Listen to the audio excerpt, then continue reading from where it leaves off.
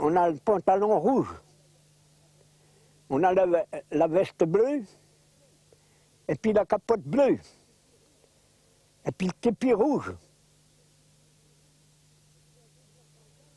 Et puis en 1915, la tenue a changé. C'était le bleu horizon.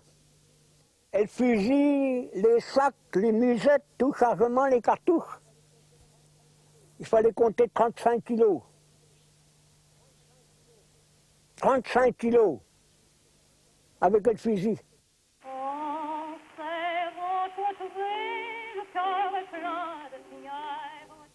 Au 26 mars 1918,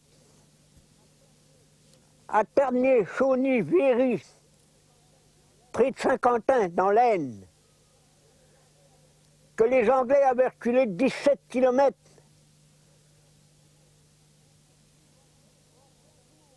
En plein jour, on a monté à l'attaque pour arrêter les Allemands. Dans le brouillard artificiel qu'on ne voyait pas clair, à 20 mètres. Quand on arrivait à 50 mètres des Allemands, il y avait peut-être 3 ou 4 mitrailleuses. Ils nous ont fauchés. Ils ont fait des tirs fauchés. C'est terrible. Eh ben, vous savez, il en a tombé 70-80% qui ont tombé. Le petit Coutard était blessé. Étant blessé, on était peut-être, je ne sais pas moi, 70-100 mètres des Boches, des Allemands.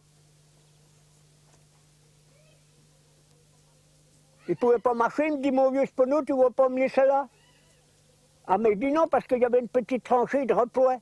Comme j'avais peur que les Allemands attaquent puis qu'ils me fassent prisonnier, eh ben monsieur, j'ai dit au petit Coutard, monte sur mon dos. J'ai mis mon fusil avec ma bretelle sous mon bâton, je fais les 100 mètres, près de 100 mètres, en rampant.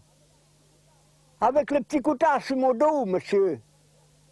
Et quand j'arrivais à la tranchée de soutien, une petite tranchée qui avait 80 cm de profondeur, je l'ai mis là, je l'ai assis là.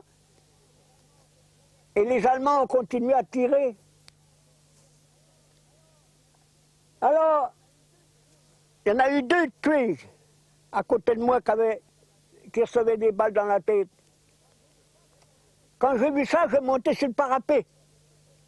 Vous savez ce que c'est que de monter sur le parapet? C'est-à-dire qu'au lieu de rester dans la tranchée, je montais à découvert.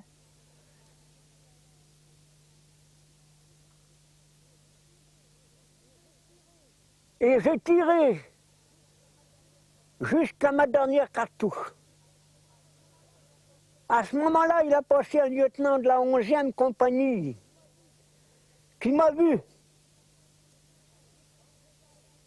Quand j'étais à l'hôpital, après avoir été blessé, l'infirmière m'a dit, hey, le petit caporal, là, vous avez une citation? Ah, ben j'ai dit, ça ne m'étonne pas. Et je croyais que la citation, c'était quand j'avais essayé de sauver le petit Coutard. Mais c'était pas ça, le lieutenant, je l'avais même pas vu. Et puis il m'a fait une citation, et je m'étais exposé à plein découvert pour mieux ajuster mon tir jusqu'à temps que je suis mis hors de combat. Et toi, ces serments sont-ils partis? Va donc retrouver cette folle maîtresse. Toi, va retrouver tes amants maudits. Si je vous disais, avant de monter, savez-vous que les Allemands nous donnaient les Allemands, c'est Tibet. Les officiers ou le caporal d'ordinaire, on avait un quart d'eau de vie à boire. Je buvais jamais mon quart d'eau de vie, je le mettais dans une petite bouteille. Voyez-vous? Et il y en a qui montaient, qui étaient charges, comprenez-vous? Ils n'avaient pas la connaissance à eux. Voilà, c'est ceux-là qui arrivaient à faire des mauvaises choses, vous comprenez? Moi, j'ai toujours voulu, je fais des attaques dans mon état normal. Alors, il faut que je vous dise aussi, quand on monte à l'attaque, vous avez des échelles. Et quand vous montez à l'attaque, c'est le commandant de compagnie qui monte le premier. Il a le revolver dans la main.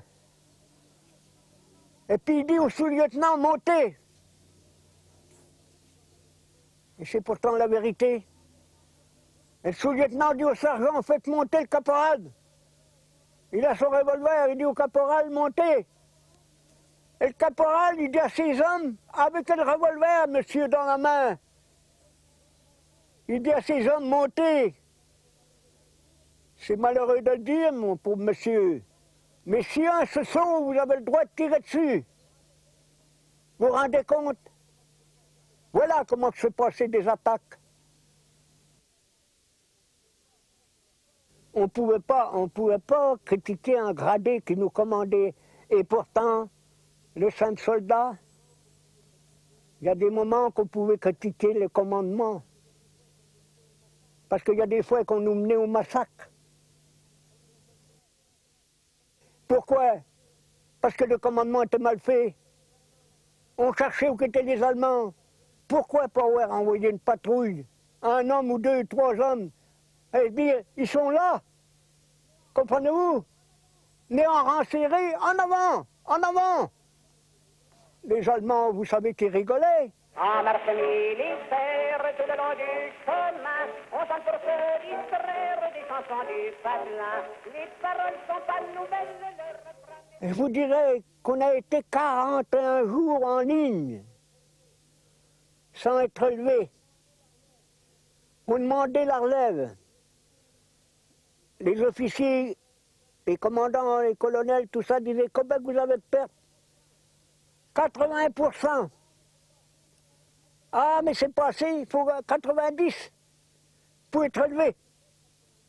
Vous savez ce que c'est, 90? C'est-à-dire qu'il faut qu'il reste 10 hommes sur 100. Quand on a dit 90, on a dit, bon, ben, vous allez être relevé. Il y avait 41 jours qu'on était en ligne. Savez-vous combien qu'on était sur la compagnie, qu'on était à peu près à 100? On était 7, monsieur. Le même baiser vous venait aux lèvres dans l'enchantement des premiers serments. Tuer un homme, ça servait à rien, monsieur. Un Allemand qui nous tuait, ça lui servait à rien. Pourquoi? Le front ne bougeait pas, comprenez-vous? Alors, c'était assez de se battre quand il y avait des attaques, vous comprenez? Moi, j'ai vu des Allemands apporter. Il y avait le gars qui était dans le petit poste, il me dit, je lui fous un coup de fusil. Et dit, pour qu'il fait? C'est pas la peine, ça sert à rien. Si je vous disais qu'un jour de Noël, les Allemands m'avaient jeté un cigare.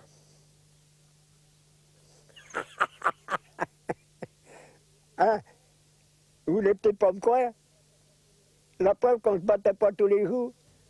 Alors moi, qu'est-ce que je fais? J'ai mis mon casque comme ça. Et puis j'ai dit au gars qui était là, il dit, tire pas, il me dit non. Alors j'ai pris mon casque. C'est à ce moment-là, j'ai entendu un cigare tomber sur le parapet. Plouf! Et puis j'ai mis mon casque, je dis, ils sont-ils là? Il m'a dit non, ils sont plus là. Quand j'ai ramassé le cigare, il n'y avait plus d'Allemands. Vous comprenez? Le copain m'a dit, il n'y en a qu'un. Elle dit, oui, parce que tu voulais les tuer, toi. Eh bien, j'ai été bon gars, parce que je l'ai coupé en deux. Le cigare.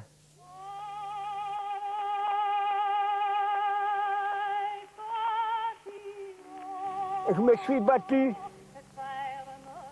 sans me rendre compte. Je me suis battu on parlait des patriotes.